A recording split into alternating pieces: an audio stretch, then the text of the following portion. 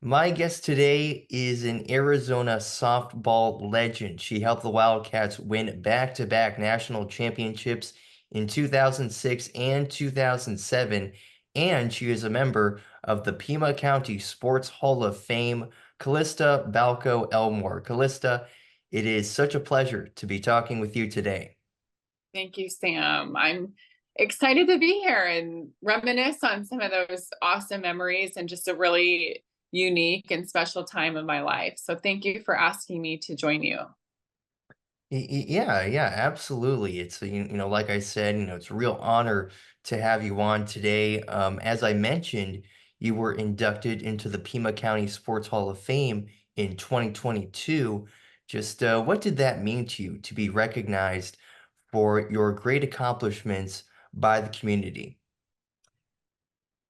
Oh gosh, loaded question. There's so many feelings and emotions I had that day, both days. The day that I got the phone call that this was happening, and then the actual day of the ceremony. So I was lucky enough to have most of my family there. And, I grew up in Tucson. So I lived there since I was 3.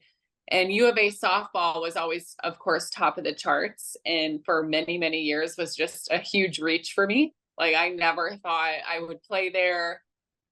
I was a pretty humble player. I think just kind of was excited to just play at the college level. Never really fully understood the potential I had or really like the level I was able to play at until I was in like high school.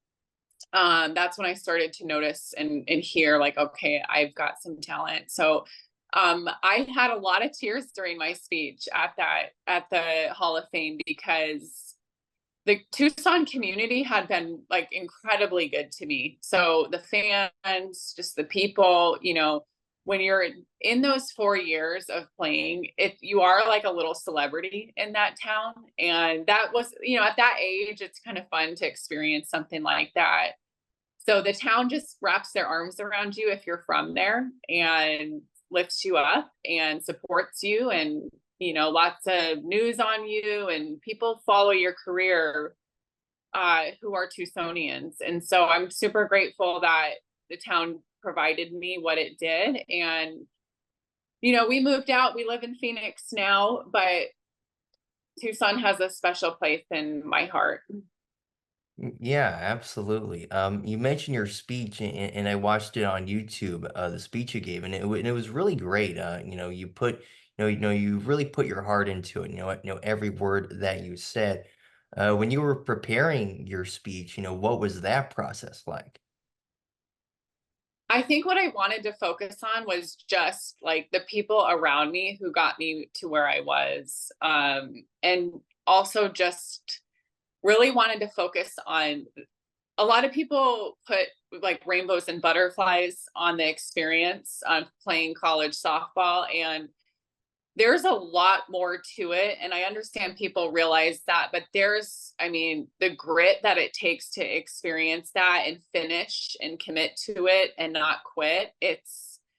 You know, it was wonderful and one of the best experiences of my life, but it was also by far like one of the hardest. And so I wanted to focus on both, but like highlight some of the stuff that's like people don't maybe like to talk about, which is the difficulty and the tears and the mornings you wake up and you're like, gosh, do I really want to do this? Right? It'd be so much easier to quit and just go have fun and do what most college kids do, right? Is go to parties and relax and, you know, go to movies on the weekend. There was a lot more of a relaxing life that was in the close distance. And there were many days that I wondered, like, what would it be like? That seems kind of nice. And so I look back and I thought about my speech and I'm like, I really want to focus on kind of like some of the ugliness of it, right? Because that's the part that I'm really proud of working through and just putting my head down and grinding through it. But there was obviously a huge reward at the end, 2 of them out of the 4 years. Let's get into a bit of your background now. Your dad was in the Navy, and I also saw that your mom taught piano. Did your mom ever teach you how to play the piano? Yes, gosh, I wish she was here to tell the story because I was not easy to teach. I'm not, I can dance, but when it comes to music, I am like not musically inclined. I think it's the sitting part that drove me crazy because she would try to teach me, and there were two things I would do. I would just say I want to go outside and play basketball or throw a ball, and I was such a sports kid. I mean, from the second I could, even understand what a sport was. And the second part of it was I was at that age like super stubborn with my mom, and so I would tell her where the letter C was on the keyboard. And I'm like, no, mom, that's not letter C. This is letter C. And we would just go back and forth. And one day she just said, you know what? She's sticking with sports. I'm not doing this anymore. So I look back and I'm like, gosh, my poor mom, I gave her such a hard time, like sitting down trying to take a lesson. But I loved that part of my life. I love music and stuff, but sports just were always something that was like one of the first things on my mind, one of the first things I wanted to do when I woke up.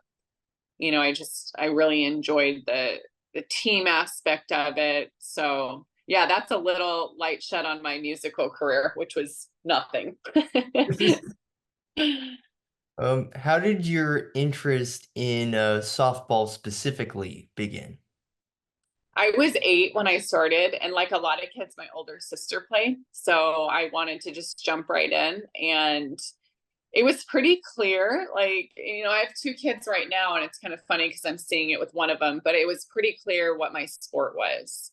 I just had a natural apt for softball, and I craved it. I love being on the field. If you ask any one of my coaches throughout my career at every level, I was always eager. Like I wanted to stay after practice. I wanted 20 more minutes of ground balls.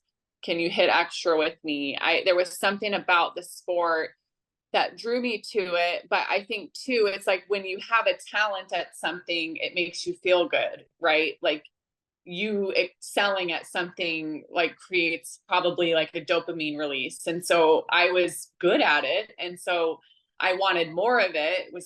It was boosting confidence. There was a lot of things happening at the time that I wasn't, of course, processing or recognizing. But mostly all good character building things.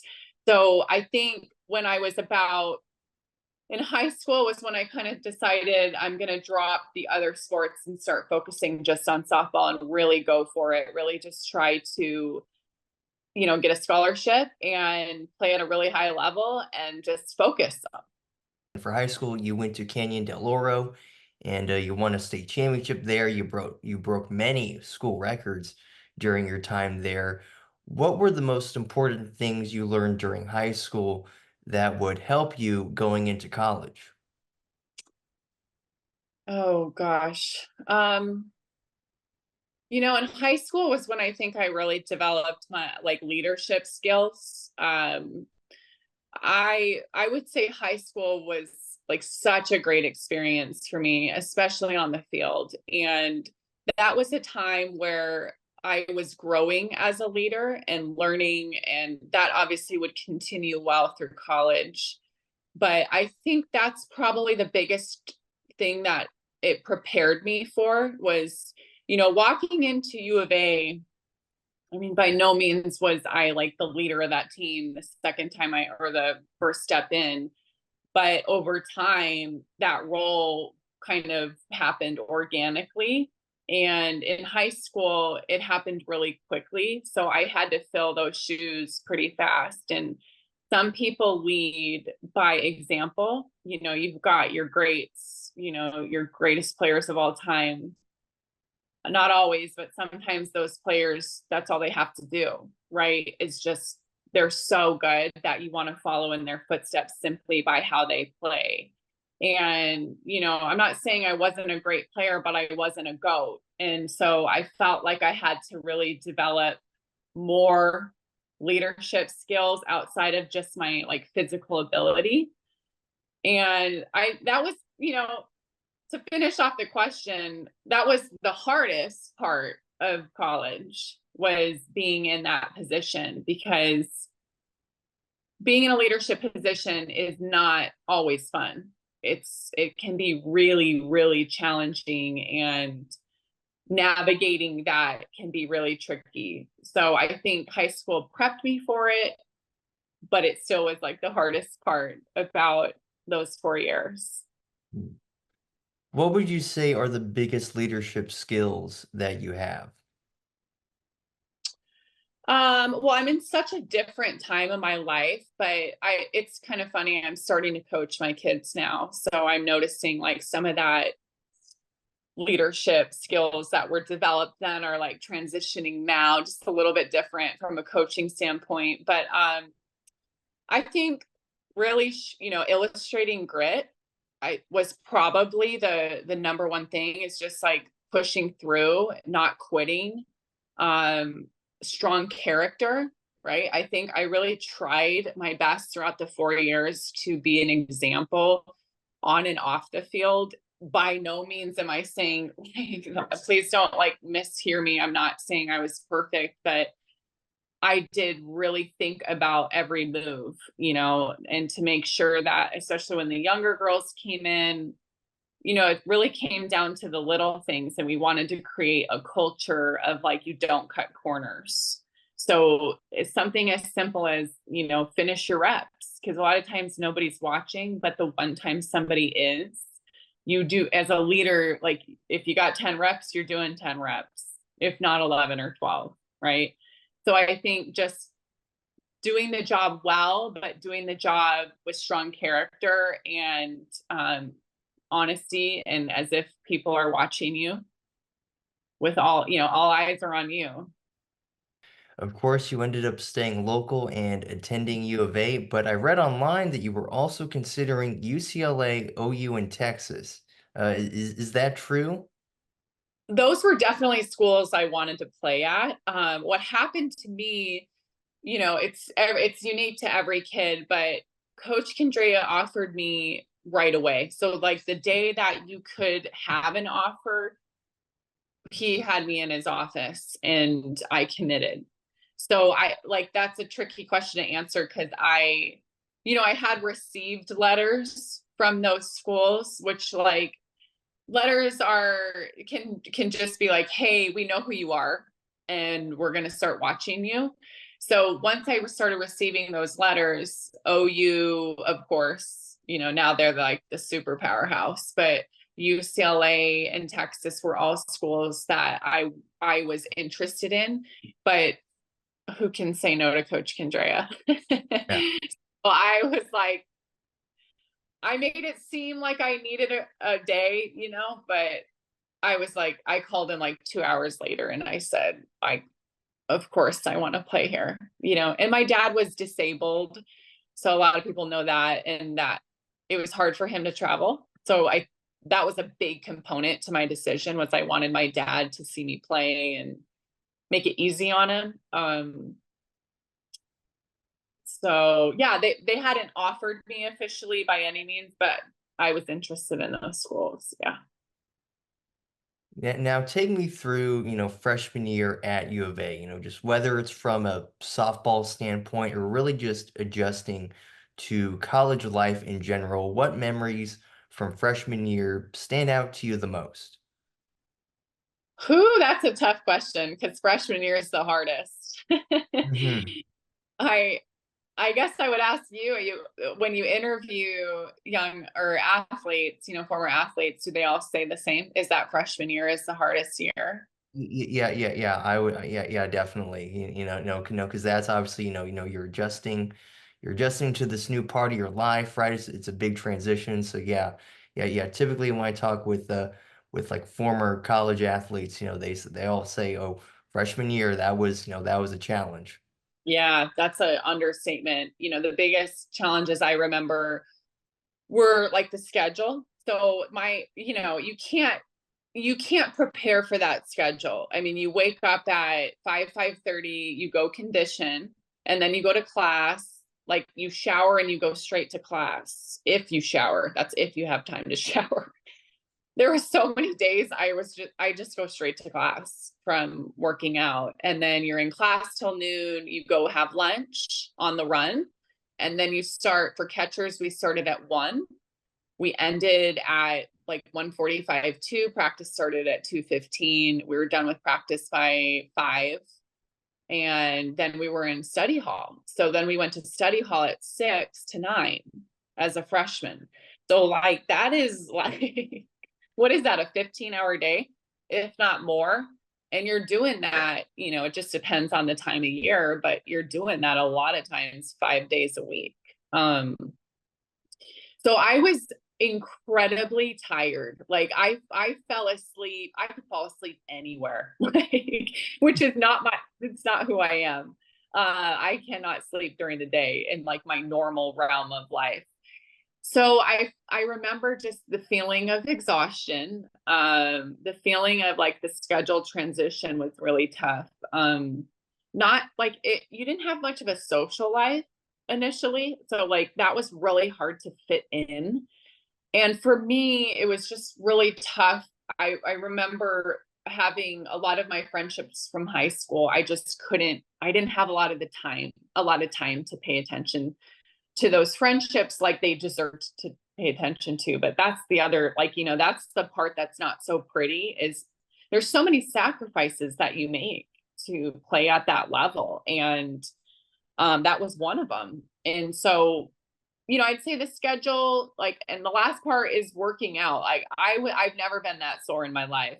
Um, I remember I had a Honda Civic, a 2-door Honda Civic, and I would need help getting out of my car. Like I was just looking back, I'm sure it was like the lactic acid, but I was so sore.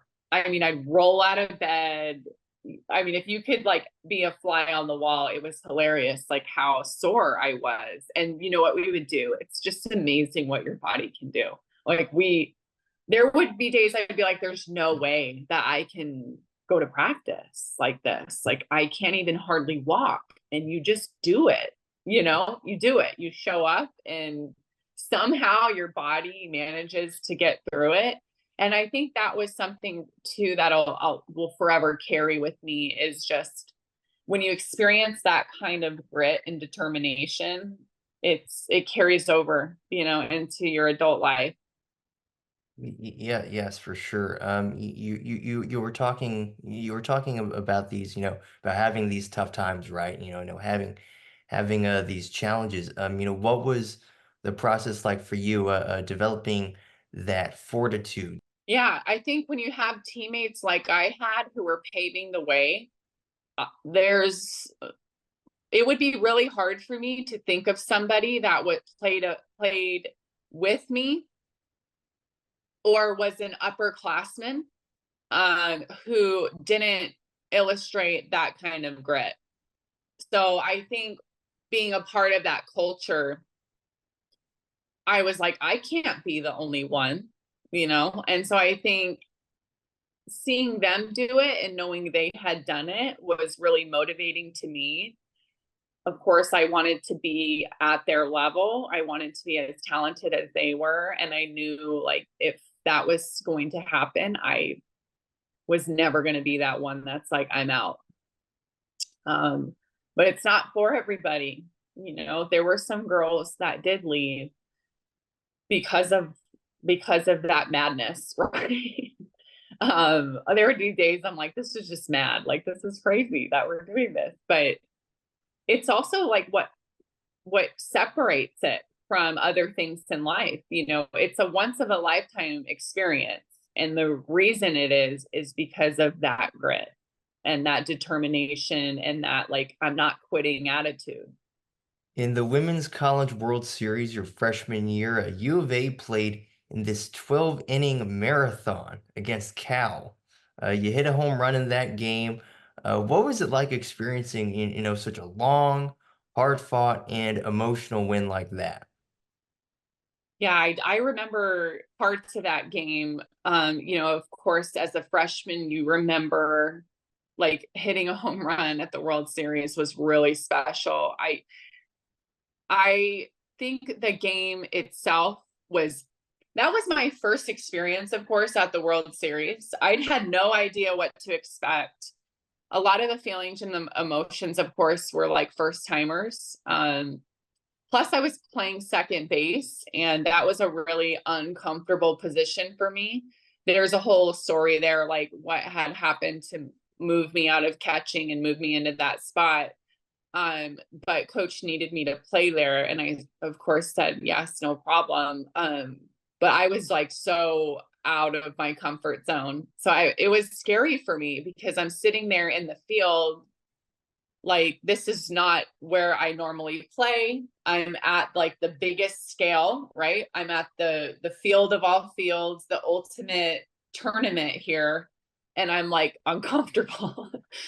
So I think it's, obviously looking back, it's good that I stepped up at the plate at that time. But I look back and I think like I just wish my skills had been more honed in for that position. I remember like a ground ball to me in the game that I missed, probably a couple. Just again, like looking back at like the out of my comfort zone. But coach kept talking to me throughout that tournament because I think he wanted to remind me how difficult it was to be where we were. And I think sometimes as a freshman, you don't really like recognize that until you've done it one time. And then the second year, your sophomore year, it's like your eyes open and you realize how difficult that is to do. Like how hard it is to actually go play in the World Series and then actually win. And of course our freshman year we didn't win, but still hard to get there, but for us, like coach was disappointed as he should have been. He's like, you guys didn't win it. When we left, it was sad. We were mad and we weren't like happy to be there. We were like, we'll be happy if we win. But that's the culture of Arizona softball, especially at that time. As you mentioned, your freshman season, it ended with a tough 11-inning loss to Texas. But the very next season, you and the Wildcats found yourselves in a very similar situation. You guys were playing Texas again, and Cat Osterman was again on the mound for the Longhorns. And I'm sure you know where I'm going with this. In the sixth inning, you come to the plate, runners on first and second, and up to that point, you were 0 for 9 against Cat, and she was throwing a no-hitter in that game. There was so much build-up to this moment, and you end up coming through, RBI single, and U of A ends up winning that game 2-0. You'd been dreaming about that moment, and you would work so hard to get to that point. What emotions were you feeling when you got that hit? Out of body, honestly, out of body. I remember being on first base. Like I look back at the film when I was on first base because I remember how I was feeling and I wanted to actually like see it. And I looked completely normal, like, but that's not how I felt. I was smiling and I kind of like jogged back, just kind of looked like, okay, I'm excited. But that I truly felt myself like go out of body. It was such a wild experience for me because there's a little history there, like with the at bat. I had done some like I had seen a sports psychologist for a few months that year, just trying to focus on hitting and like my mentality with hitting and confidence. And we specifically worked on an at bat with Cat Osterman. Like that was the person that I was visualizing through my like sports counseling, you could say. And so to visualize at bats for 3 months with Cat Osterman, that was my task. That was the thing I did like on a daily basis. And it's pretty wild if you've done visualization before. And if any athletes are listening, I would really highly recommend it because it works. It truly works. And I've experienced it myself. So I was up to bat very calm, very relaxed. And I had visualized being there so many times that when I was actually there, I felt comfortable and at ease and confident. And that's when that, 0 for 9, yeah, that's not a great But at the end of the day, what I would tell myself is like, I hit it when it matters, and that's all that matters. And so it's hard as an athlete though. You kind of can focus on like the 0 for 9. And you need to, right? You need to like worry and not worry, but you need to focus on your flaws and your weaknesses. That's how you get better, is by practicing, of course, on that stuff. But mentally, you need to just look back and think, hey, that one hit I had was really when it just mattered. Yeah, absolutely. When the lights were brightest, you were able to come through. And like I was, I was really like researching, about that hit in that moment. It seems like one of those scenes sort of out of a movie, right? Where just it has that big build up to it. It all Yeah, leads up to this one moment, and then boom, it happens, and it's crazy. yeah, yeah. It's that experience did feel like cinematic to me. Like it was like, this is something that would happen in a movie, and it actually happened. I think I was actually very surprised once I came back and processed what had happened. Like I realized, wow, all that effort, all that work for the last 3 or 4 months for this moment. Because ultimately, like, somebody had to do it. I know one of my other teammates would have done it. Christy Fox. Those are your go-tos, right? Caitlin Lowe, Janae Lelis, right? Like, you've got those players who, they're just very reliable. And that was something I always wanted to be and worked harder at being, because I was a little sporadic.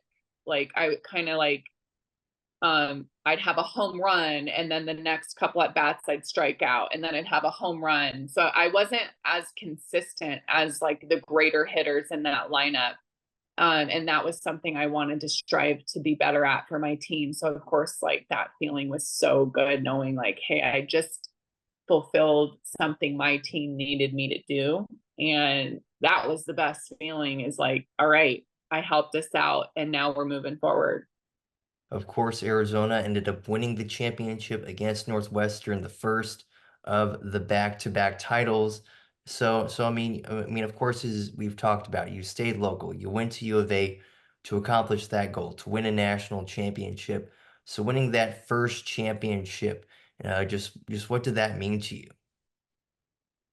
That was, the first one for me. Like, it's hard to compare them because they were so different.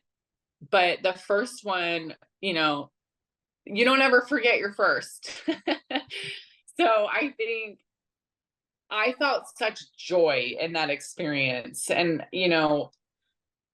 I felt like I was contributing, which for me was a really important feeling. I was really very hard on myself through my playing days, way too hard on myself, where so for me to feel good and confident, like I'm actually like a part of this and I'm contributing to this, made me just feel like so happy and so joyful. And I just felt included with my team. Like I was such a part of a big piece of the puzzle. And, um, I remember that last at bat. So I don't know if you've watched this, but the last at bat was like, good God, I swear it was like 25 pitches. I mean, it probably wasn't, but it wasn't far from 25. Like, we just kept throwing outside corner, outside corner, outside corner, because we were like, I mean, I hate to admit it, but like we were kind of trying to play it safe because the bases were loaded.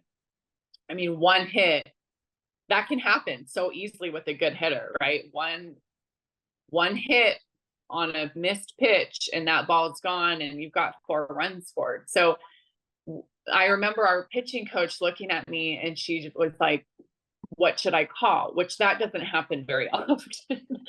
And I said, let's throw it in. Like, let's throw it inside. Because we had just been going out, out, out, out, out. I think 7 in a row outside or something. So then we came in hot on the inside corner and struck her out. And I'm like 99% sure she struck out looking. And that was like the best feeling, is like, we shocked her. And as a catcher and like a pitcher battery, like that's such an awesome feeling, is when you like get somebody like you kind of knock them off their feet, right? You shock them. That's like the little game you're playing with the hitter. So I just, what an experience as a team. We all contributed that year, and it was so fun. Like, it was a fun win. We got along that year. We had a lot of chemistry that year. We all were hanging out that year, and that didn't happen every year. So, the whole like experience, I just think it felt warm and fuzzy because of all of that. Mm. And you know what's really cool? You did it again the next year. Yeah, back to back, that's not easy to do. Everybody's got, you got a target on your back with every team.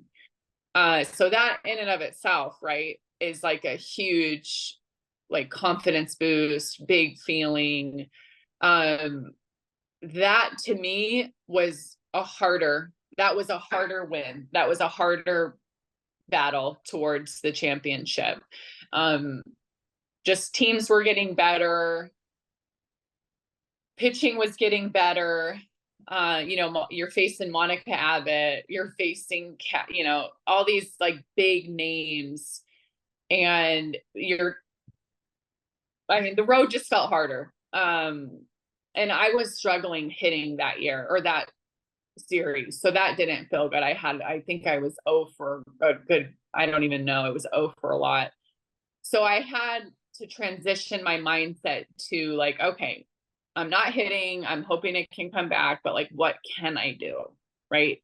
I can catch better than anybody, was my mindset. So I was going to like step up and be the best catcher those girls could have. And the other thing, I was like, I can help my teammates by supporting them, the ones who are hitting and the ones who are getting it done. And so I was trying to like play that role even more so than I probably had before. Just again, like, I wanted to be a contributor, and those were the ways I could do it that year. But yeah, what a win. That was a big one. Yeah, because I mean, it's it's one thing to run the gauntlet, one time, and that's already hard enough. But to do it twice in a row, I mean that's special. It is. It is. And, again, like, sometimes when you're doing it, like, your mindset isn't thinking that way. But when you look back at it and you have time to reflect on it and just like process the whole thing, especially later in life, you realize like, wow, like, we had to work twice as hard this year to make this happen. And everybody had to, that wasn't a one-man show. Like, at all. I mean, Taryn is a amazing pitcher, and like, I had never seen her pitch that well in my whole career. She was just on fire, and her changeup was on fire, and she just had it in her head. She was determined, like, this is going to happen, and I could see that when I was catching her. I could feel it. You can feel that as a catcher. You just know, like, are they on? Are they off? Are they in their head? And she was so stable that whole series, and like so focused and like untouched. She just knew what was going to happen, which was pretty awesome to be on the other side of. Hmm. And then the year after y'all went back to back, we won the championship in 2008. ASU did. So 3 straight years, the championship was won by a team from Arizona. I think it's pretty cool. That's super special. I did have some friends on that team too. And I think ASU, I think there had been a pretty decent drought. Was that their first one? Yes, yeah, it was. Yeah. Because I think that was our first one, and then our second was, I believe, in 2011. Yeah. And that's when, that first one was when Clint Myers came in, and Yes. I didn't personally know Clint, but I knew people who played for him. And, my mindset on Clint is he is like one of the best coaches to have ever come through softball. I think he was like such a great coach. He turned that program around in 1 year. 1 year. Like, who does that? That's pretty incredible. Now, in addition to your accomplishments on the field, which of course are plenty, you also did great things in the community.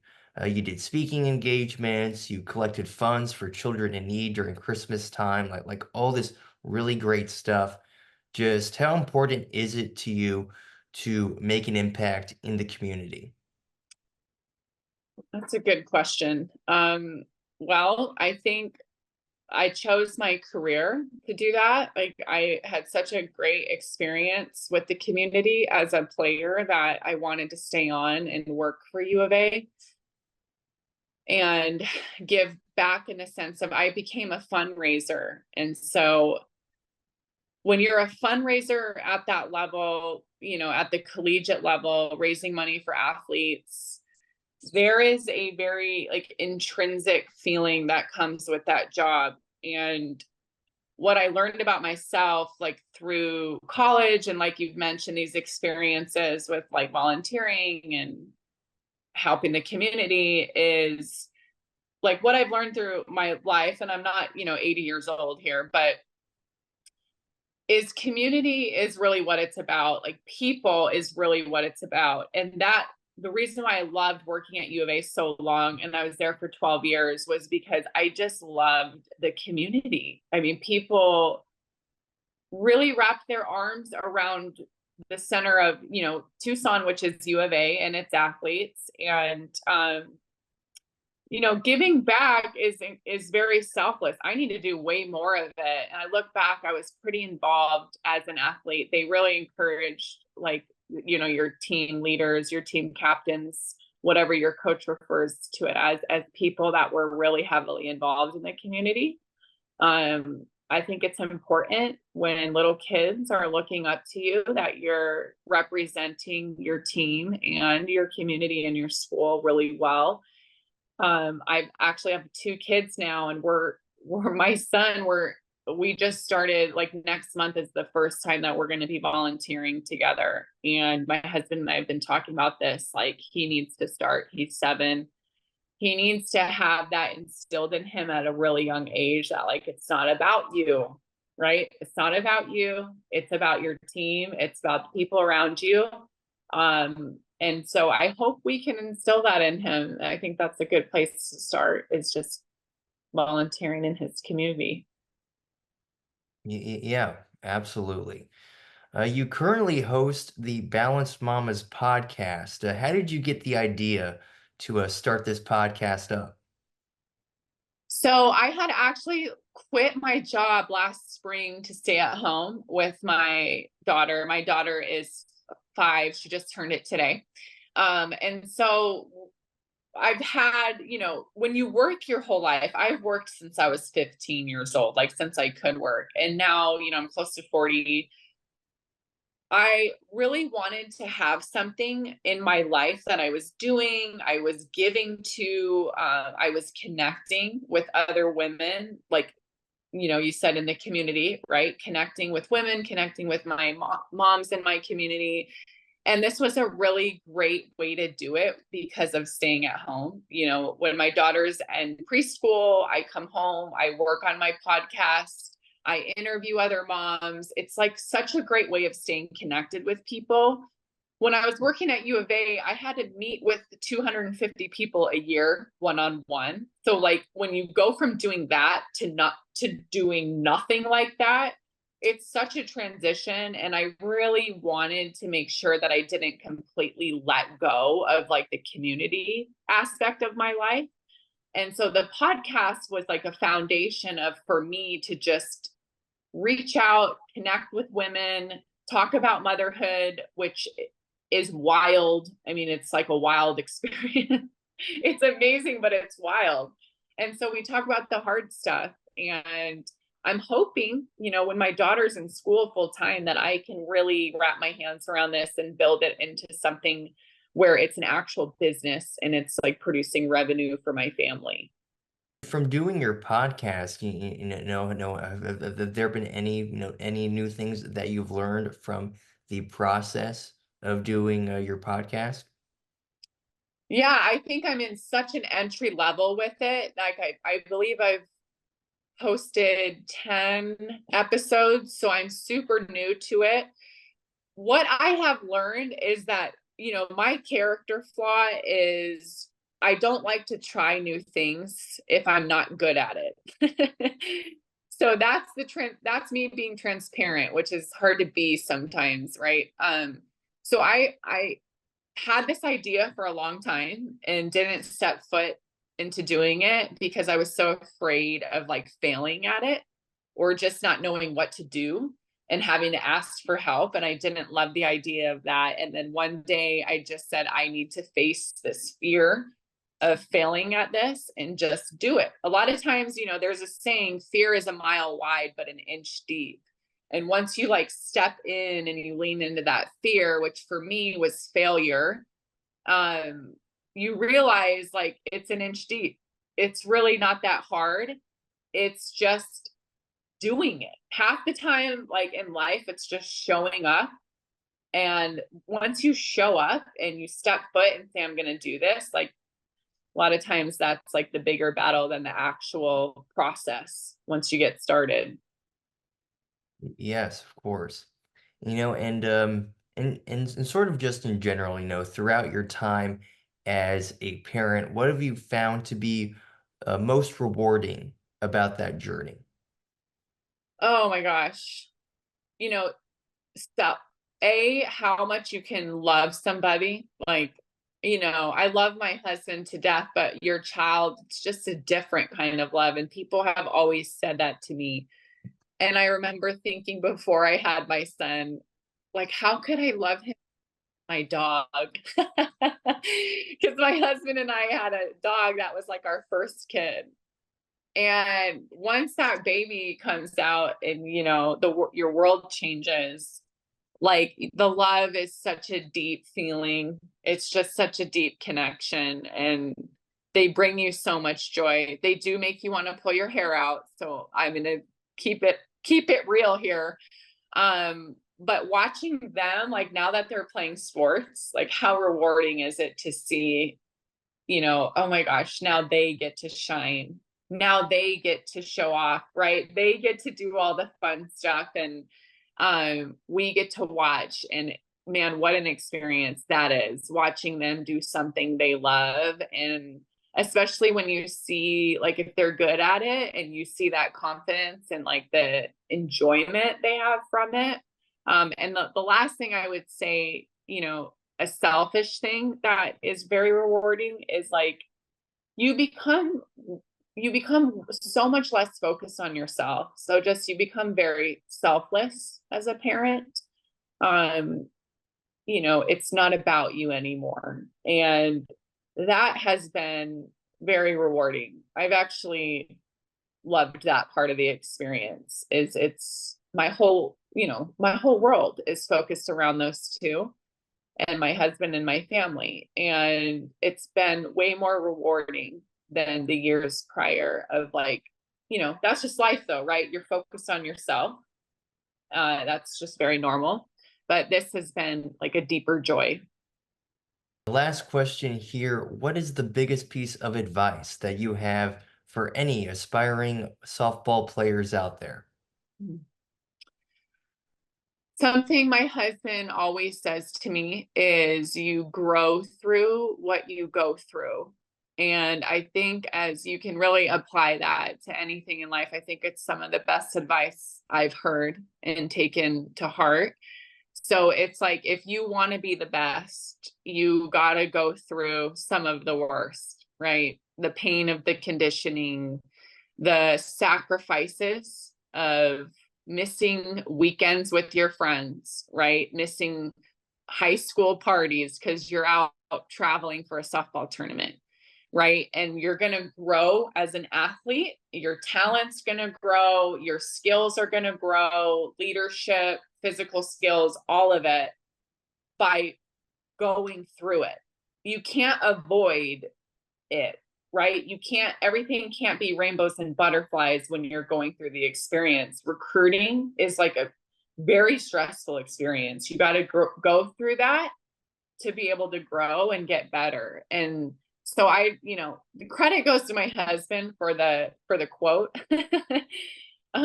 He is the wise one of the two of us, but that would be my biggest advice is just you got to experience it and grind through it. Yeah, absolutely. Well, that's some fantastic advice, and and again, like I've said before, through that grit and determination that you've shown throughout your career, you've done some pretty amazing things, Callista. You've done some pretty incredible things, and just once again, thank you so much for letting me have this opportunity to chat with you today. Such an honor, truly. Yeah, it's been really fun. I do like to reflect on that time in my life, and so I appreciate it. This has been a good experience, and stay in touch with me, Sam. And I hope if anybody hears this, I'd love to hear from them and see what they thought. So I appreciate your time, Sam, and for having me.